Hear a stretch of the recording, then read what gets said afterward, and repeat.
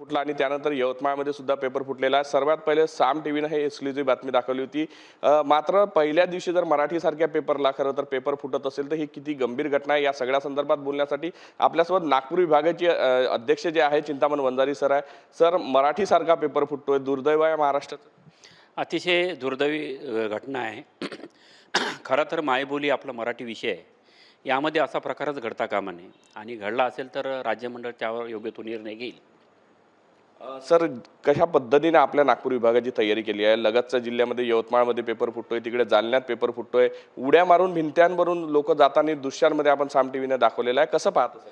Sir, हे अतिशय दुर्दैवी घटना आहे, परंतु माझ्या नागपूर विभागामध्ये असा कोणताही प्रकार नाही, कुठेही अनुचित घटना नाही, कुठेही मास कॉपी नाही, कुठेही समजा जर काही असं घडलं तर आम्ही तात्काळ ज्या सेंटरवर गैरप्रकार घडला असेल तात्काळ त्यांना निलंबनाचे आदेशसुद्धा आम्ही दिलेले आहेत। त्याच्यामुळे आमच्या विभागामध्ये असा कोणताही प्रकार आतापर्यंत तरी नाही। आणि इतकंच नव्हे तर 12वीची परीक्षा अतिशय सुरळीत झालेली आहे।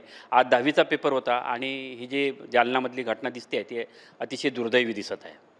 सर, ज्या पद्धतीनं पेपरसाठी यावर्षी खरं तर जी आर सुद्धा आला, कॉपी मुक्त अभियान राबवलं जात आहे आणि अशा पद्धतीने शाळांच्या ज्या इमारती आहे, जे दृश्यांमध्ये दिसत आहे, भराल लोक जात आहे, 10 ना 20 रुपयात पेपरचे जे उत्तरपत्रिका ते विकली जाते, अर्ध्या तासात पेपर बाहेर पडतो।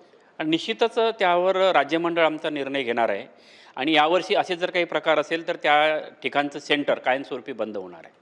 सर, पण हे पेपर नेमके फुटतात कसे? कारण की कोणतरी अधिकारी कर्मचारी यामध्ये दोषी असतील, कारण ज्या पद्धतीने पेपरची यंत्रणा असते, लॉकर रूम असते, हे सगळं होत असताना अर्ध्या तासात पेपर बाहेर येतो, झेरॉक्स कॉप्या वाटल्या जातात, 20-20 रुपयात, म्हणजे चहापेक्षा कमी पैशात हे सगळं होतं। निश्चितच हे दुर्दैवी आहे, परंतु हे जे पेपर फुटण्याचे जे प्रकार आहे शाळा स्तरावरूनच होतात। आमच्या कस्टोडियनमधून किंवा आमचे जे पेपर्स असतात गोपनीय साहित्याचे ते पोलीस स्टेशनला जमा असतात आणि पोलीस स्टेशनमधून रनर तो शाळा स्तरापर्यंत नेतो आणि शाळेतूनच एखादे जो कामचोर किंवा विकृत बुद्धीचा माणूसच असं काम करू शकतो।